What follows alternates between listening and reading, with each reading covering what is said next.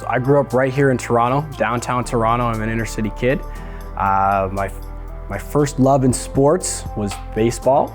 I played high-level baseball. I played hockey growing up, like many Canadian kids. And then I got into football in high school, actually. My mom was terrified when I brought home the permission form if I could play, and she's like, "Are you sure these guys are gonna crush you? You're so small." But she relented and she let me play football, and you know, it turned into a 20-year journey. I was diagnosed with dyslexia in grade 2. I was actually in French immersion, and I was speaking fluent French and really articulate. But when it came to the English stuff, you know, was having some struggles. Weren't really sure what was going on, and my mom pushed for some testing and some support, and they said, you know, there may be something there.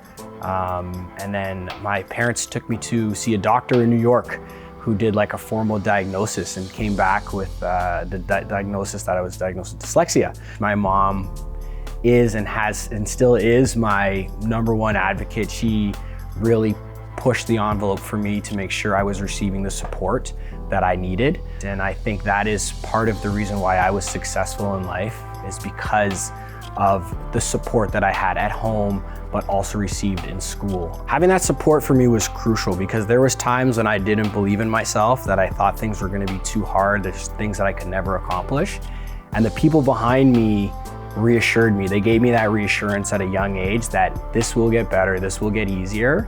And you know, there was times when my mom just said to me point blank, like, "I'm not gonna let you quit on this. I'm not gonna let you quit. I'm not gonna let you give up on it." And I think that is something that people with dyslexia really need. You need that support to help you get over those humps, and give you the encouragement to push yourself a little harder. I wasn't the biggest, I wasn't the strongest, I wasn't the fastest, right? I was the last draft pick of the Toronto Argonauts in the 2008 draft.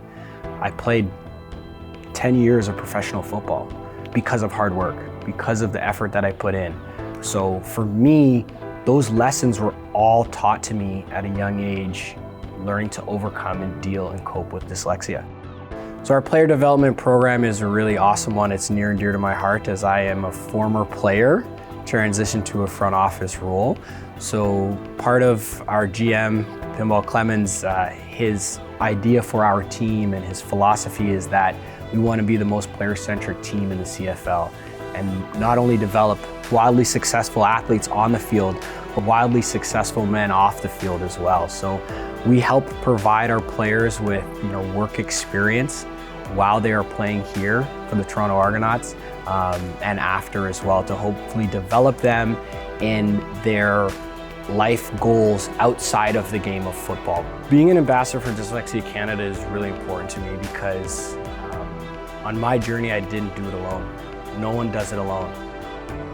We all have people that influenced us in positive ways, that gave us encouragement, that believed in us when we didn't believe in ourselves. And I am 100% a product of that belief.